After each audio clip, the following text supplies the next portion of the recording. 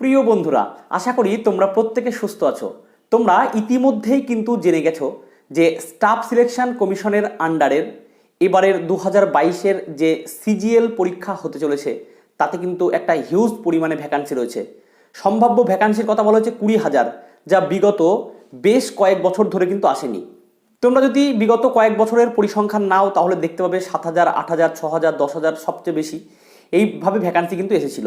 কিন্তু এবার যেহেতু সেন্ট্রাল গভর্নমেন্টের তরফ থেকে বিশেষ করে স্টাফ সিলেকশন কমিশনের আন্ডারে যে পরীক্ষাগুলো হয় সেখানে কিন্তু একটা হিউজ পরিমাণ ভ্যাকান্সি 2024 পর্যন্ত আসতে চলেছে। তার জন্য যারা এই স্টাফ সিলেকশন কমিশনের আন্ডারের বিভিন্ন পরীক্ষাগুলোর প্রিপারেশন নিচ্ছ তাদের সামনে কিন্তু একটা সুবর্ণ সুযোগ, এ কথা বলাই যায়। সুতরাং সময় নষ্ট না করে এখন থেকে কিন্তু পাখির চোখ করে এগোতে থাকো, তোমাদের সামনে কিন্তু একটা বিশাল সুযোগ। যাই হোক, এসএসসি সিজিএল 2022-এর ফর্ম ফিল আপ কিন্তু শুরু হয়েছে এই মাসের 17 তারিখ থেকে, অর্থাৎ 17/9/2022 থেকে শুরু হয়েছে, চলবে 8/10/2022 পর্যন্ত, এই 22 দিন ধরে। তবে লাস্ট ডেটের অপেক্ষা কিন্তু করবে না, কারণ স্টাফ সিলেকশন কমিশন অর্থাৎ এসএসসির যে ওয়েবসাইট সেটা কিন্তু শেষ তারিখের দিকে বিগড়ে যায়, তাই যত তাড়াতাড়ি সম্ভব ফর্মটা কিন্তু ফিল আপ করে দেবে। যারা এসএসসির আন্ডারে বিভিন্ন পরীক্ষা দিয়ে এসছো তাদের তো রেজিস্ট্রেশন আগের থেকে করাই আছে, সুতরাং ফর্ম ফিল আপ করতে কোনো চাপ নেই, সামান্য কাজ। আর যারা একদম নতুন তারা কিন্তু একটু সাবধানে রেজিস্ট্রেশনটা করে তারপর ফর্মটা ফিল আপ করবে। দেখো, আমি স্ক্রিনের উপর দিয়ে দিচ্ছি, তোমরা এখান থেকেই দেখে নাও যে তোমাদের অনলাইন আর অফলাইনের পেমেন্ট কবের মধ্যে পে করতে হবে। তবে সেই এক কথা, লাস্ট ডেট কিন্তু করবে না। আর একটা গুরুত্বপূর্ণ কথা এক্ষেত্রে বলে রাখি, তোমরা যদি ফর্ম ফিল আপের সময় কোনো ভুল করে থাকো তাহলে সেই কারেকশন করার ডেটও কিন্তু এখানে দেওয়া হয়েছে। 12/10/2022 থেকে 13/10/2022 পর্যন্ত এই সময়ের মধ্যে কিন্তু তোমরা ফর্ম কারেকশন করতেই পারবে। এবার আসছি আর একটা গুরুত্বপূর্ণ বিষয়ে। এবার কিন্তু এসএসসি সিজিএল এর এক্সাম প্যাটার্ন কিন্তু চেঞ্জ হয়ে গেছে। এতদিন যে এক্সাম প্যাটার্ন ছিল, অর্থাৎ ডেসক্রিপটিভ যে পেপার ছিল সেই পেপার কিন্তু আর থাকছে না, এখন থাকছে টিয়ার 1 আর টিয়ার 2। এই পরিবর্তন সম্পর্কে কিন্তু তোমাদের ভালো করে জেনে নিতে হবে। এই টিয়ার 1 অর্থাৎ যাকে সবাই প্রিলিমিনারি এক্সাম বলে থাকে, সেই পরীক্ষা কিন্তু হতে চলেছে এবছর ডিসেম্বর মাসে, সুতরাং সময় কিন্তু বেশি নেই। তাহলে তোমরা ভ্যাকান্সি সম্বন্ধে একটা ধারণা পেয়ে গেলে যে 20,000 মতো ভ্যাকান্সি রয়েছে। আর পোস্ট এখানে কিন্তু গ্রুপ বি আর গ্রুপ সি, অর্থাৎ সেন্ট্রাল গভর্নমেন্টের যে group B group C post রয়েছে সেই পোস্টগুলিতে নিয়োগ হতে চলেছে। এখানে মোটামুটিভাবে 35 ধরনের পোস্ট রয়েছে। এবার তোমার সঙ্গে যে পোস্টগুলো মিলছে তুমি সেইগুলোতেই ফর্ম ফিল আপ করবে। আর আসছি একটা গুরুত্বপূর্ণ তথ্য, সেটা হচ্ছে বয়স। দেখো, এখানে 18 থেকে 27, 18 থেকে 30, 18 থেকে 32, 20 থেকে 30 এইভাবে কিন্তু বয়সের ভাগগুলো রয়েছে। অর্থাৎ যে পোস্টের জন্য যে বয়স বলা হয়েছে তোমার সঙ্গে যদি মিলে যায় তাহলে তুমি কিন্তু ফর্মটা ফিল আপ করতে পারবে। তবে এই প্রসঙ্গে আরেকটা তথ্য দিয়ে রাখি, সেটা হচ্ছে বয়সের হিসাবটা কিন্তু করা হবে 1/1/2022 অনুযায়ী, অর্থাৎ 1/1/2022 অনুযায়ী কিন্তু 18 বছর বয়স হতেই হবে। এবার একটু দেখে নাও কি বলেছে, যে সমস্ত পোস্টগুলোর ক্ষেত্রে বয়স 18 থেকে 27 বলা হয়েছে, সেক্ষেত্রে বলা হয়েছে 2/1/1995 আগে জন্ম হলে কিন্তু চলবে না, এবং 1/1/2004 পরে জন্ম হলে চলবে না, সুতরাং এর মাঝখানে কিন্তু তোমাকে জন্মাতে হবে। আর যে পোস্টগুলিতে এজ লিমিট বলা হয়েছে 20 থেকে 30, সেখানে বলা হয়েছে 2/1/1992 আগে জন্মালে চলবে না, এবং 1/1/2002 পরে জন্মালে চলবে না। আর 18 থেকে 30 বছরের যে পোস্টগুলো রয়েছে সেখানে বলা হয়েছে 2/1/1992 আগে জন্মালে চলবে না, 1/1/2004 পরে জন্মালেও কিন্তু হবে না। আর 18 থেকে 32 বছর যে এজ লিমিট বলা হয়েছে পোস্টগুলোতে, সেখানে তাকে বলেছে 2/1/1990 আগে জন্মালে হবে না, এবং 1/1/2004 পরে জন্মালে চলবে না। এটা তো গেল একটা জেনারেল প্রার্থীদের হিসাব। তোমরা জানো সেন্ট্রাল গভর্নমেন্টের যে পরীক্ষাগুলো হয়, অর্থাৎ এসএসসি যে পরীক্ষাগুলো নেয়, সেখানে কিন্তু বয়সের ছাড় আছে। এসসি এসটি ক্যান্ডিডেট যারা আছো তাদের কিন্তু বয়সের ঊর্ধ্বসীমায় 5 বছর, ওবিসিদের আরও 3 বছর, এবং ফিজিক্যাল হ্যান্ডিক্যাপ যারা আছো তাদের 10 থেকে 15 বছর পর্যন্ত বয়সের ছাড় আছে। আর কাদের ছাড় আছে? এবার কিন্তু বিধবা মহিলা, ডিভোর্সি যা মহিলা, সে জেনারেল হোক, এসসি এসটি যারাই আছো না কেন, তাদেরও বয়সের ঊর্ধ্বসীমায় কিন্তু অনেকটা ছাড় দেওয়া হয়েছে। এটা একটা ভালো সুবিধা। আর এক্স সার্ভিসম্যানদের এক্ষেত্রে 3 বছরের ছাড় আছে। এবার আসছি ফর্ম ফিল আপের জন্য কত টাকা লাগবে। দেখো, শুধুমাত্র জেনারেল, ইডব্লিউএস এবং ওবিসি ছেলেদের টাকা লাগবে। সমস্ত ধরনের মেয়েদের, এসসি এসটি ক্যান্ডিডেট যারা আছো, ফিজিক্যাল হ্যান্ডিক্যাপ যারা আছো, তাদের কিন্তু সম্পূর্ণ ফ্রি এই ফর্ম ফিল আপ করতে। এবার আসছি এক্সাম প্যাটার্নের বিষয়ে, এটা সবচেয়ে ভাইটাল এবারের। দেখো, দুটো টিয়ারে পরীক্ষা হবে, টিয়ার 1, টিয়ার 2। টিয়ার 1 যেটা, সেটা সম্পূর্ণরূপে MCQ type computer based examination হবে। সেখানে কিন্তু আগের থেকে কিছু পরিবর্তন করা হয়নি, অর্থাৎ ইংলিশ, ম্যাথ, জিআই, জিকে এই যা প্যাটার্ন ছিল সেই প্যাটার্নে কিন্তু পরীক্ষাটা হবে। 25টা করে প্রশ্ন থাকবে, অর্থাৎ 4টে আইটেম, 4 25 100।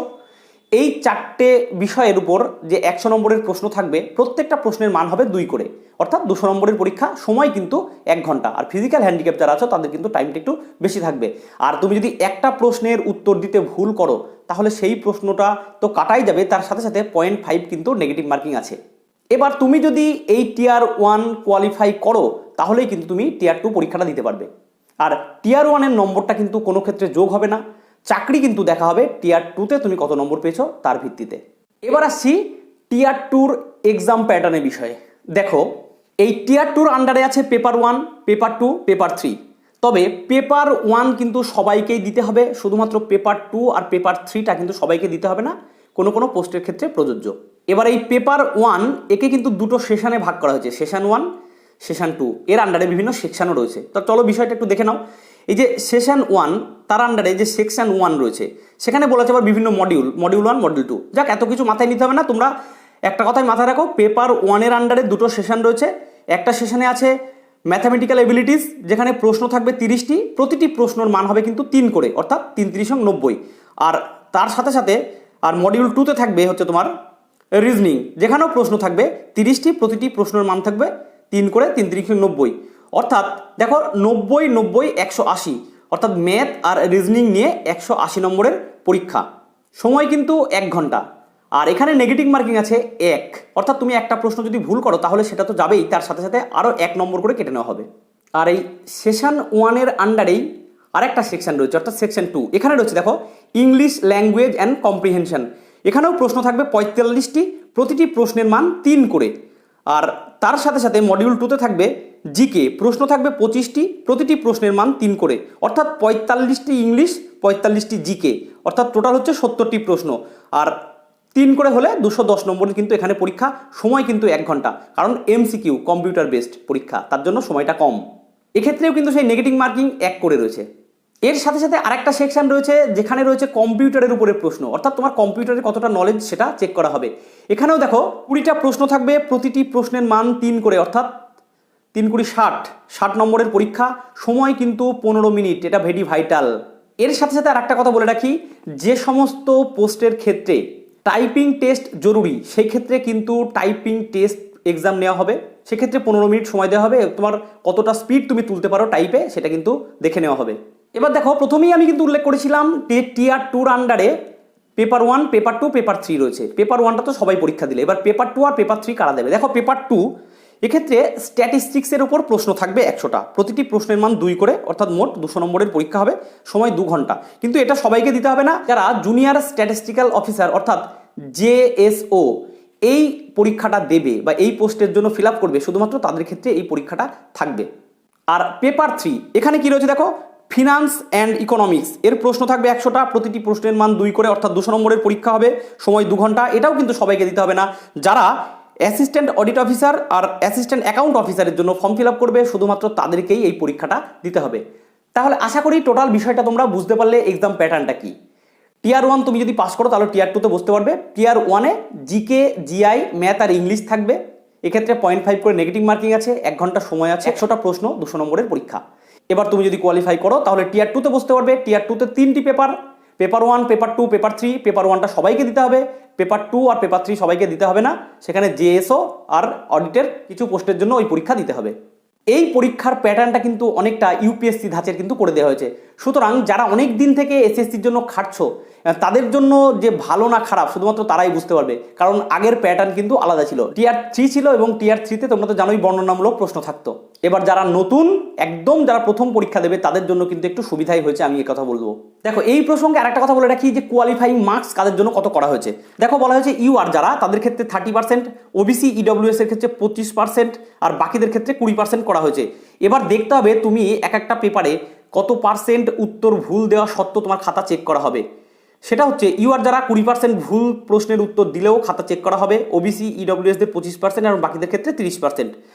আর একটা বিষয় তোমাদেরকে উল্লেখ করবো, সেটা হচ্ছে যোগ্যতা। এক্ষেত্রে কিন্তু গ্র্যাজুয়েশন মাস্ট। তবে অনেকে জিজ্ঞেস করো যে দাদা আমি গ্র্যাজুয়েশনের থার্ড ইয়ার পরীক্ষা দিলাম, এখনো রেজাল্ট পাইনি, তাহলে কি আমি পরীক্ষায় বসতে পারবো?